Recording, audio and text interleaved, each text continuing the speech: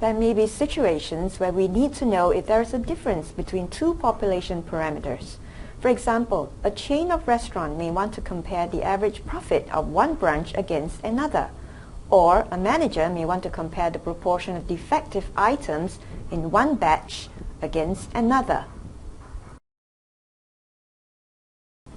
To do hypothesis testing for two means, first, let's denote the sample mean as x bar sub 1 and x bar sub 2, where subscript 1 is for the first sample and subscript 2 is for the second sample. And we denote the population standard deviation as sigma sub 1 and sigma sub 2. We denote the hypothesized difference between the two population means as delta naught. To calculate the test statistics, we select one of the following formulas. If sigma sub 1 and sigma sub 2 are known, we use the Z distribution and the known values for sigma sub 1 and sigma sub 2. If sigma sub 1 and sigma sub 2 are unknown, and n sub 1 plus n sub 2 minus 2 is greater than or equal to 30, then we also use the Z distribution, but replace the sigmas with the sample standard deviations S sub 1 and S sub 2.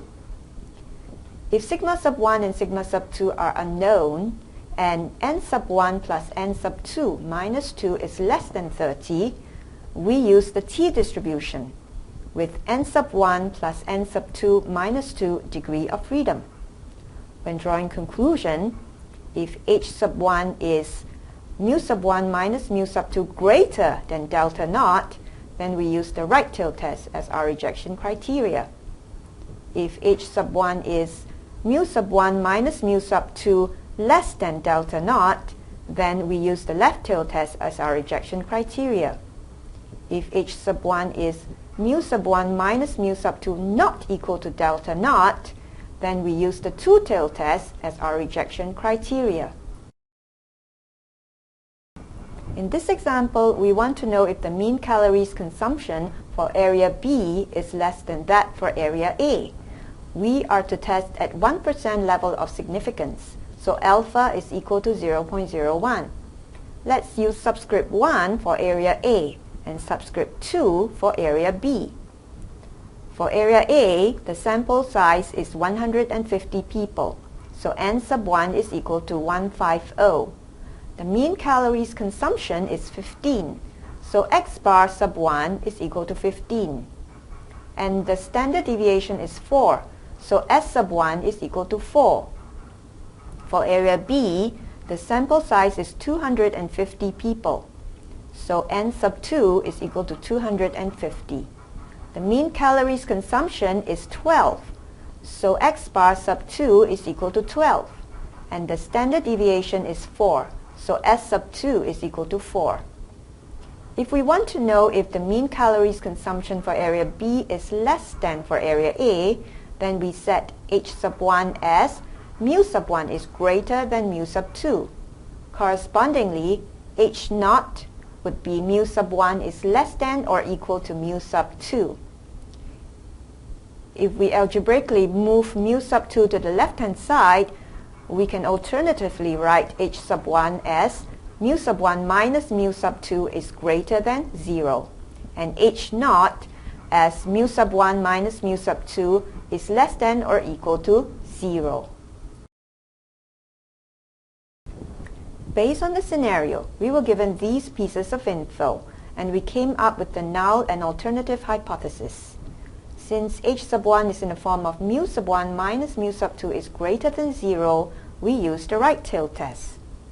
And since n sub 1 plus n sub 2 minus 2 is greater than or equal to 30, and sigma is unknown, we use the Z distribution.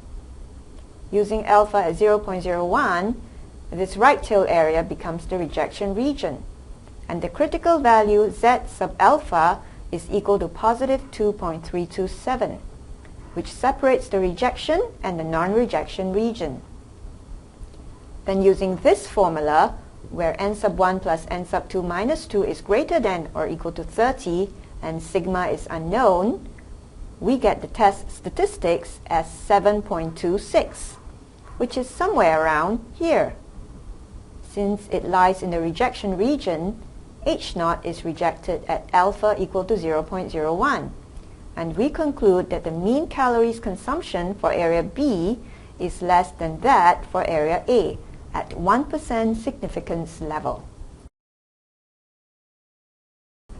To do hypothesis testing for two proportion, first let's denote the sample proportion as P sub S1 and P sub S2, where subscript 1 is for the first sample and subscript 2 is for the second sample. And we denote the population proportion as P sub 1 and P sub 2. And we denote the hypothesized difference between the two population proportions as delta naught. To calculate the test statistics, we always use the Z distribution based on this formula. When drawing conclusion, if H sub 1 is P sub 1 minus P sub 2 greater than delta naught, then we use the right tail test as our rejection criteria. If H sub 1 is P sub 1 minus P sub 2 less than delta naught, then we use the left tail test as our rejection criteria. If H sub 1 is P sub 1 minus P sub 2 not equal to delta naught, then we use the two-tail test as our rejection criteria. In this example, a soap manufacturer wanted to access the sales response of an advertising campaign. Surveys were conducted before and after the campaign. We are to assume that alpha is equal to 0.05. Let's use subscript 1 for before the campaign and subscript 2 for after the campaign. Before the campaign, 35 out of 100 people chose the product. So P sub S1 is equal to 35 over 100. The sample size is 100, so N sub 1 is equal to 100. After the campaign, 55 out of 120 people chose the product. So P sub S2 is equal to 55 over 120. The sample size is 120, so N sub 2 is equal to 120. If we want to know if the advertising campaign was successful, then we are checking if the proportion after the campaign is more than the proportion before the campaign. So we set H sub 1 as P sub 1 is less than P sub 2. Correspondingly, H0 would be P sub 1 greater than or equal to P sub 2. If we algebraically move P sub 2 to the left-hand side, we can alternatively write H sub 1 as P sub 1 minus P sub 2 less than 0, and H0 as P sub 1 minus P sub 2 is greater than or equal to 0. Based on the scenario, we were given these pieces of info and we came up with the null and alternative hypothesis. Since the H sub 1 is in the form of P sub 1 minus P sub 2 is less than 0, we use the left tail test. Also, for testing proportion, we use only the Z distribution. Using alpha at 0.05, this left tail area becomes the rejection region, and the critical value Z sub alpha is equal to negative 1.645, which separates the rejection and the non-rejection region. Then using this formula for two proportion, we get the test statistics of negative 1.644, which is somewhere here. Since it does not lie in the rejection region, H0 is not rejected at alpha equal to 0.05. And we conclude that there is not enough evidence to show that the advertising campaign was successful at 5% significance level.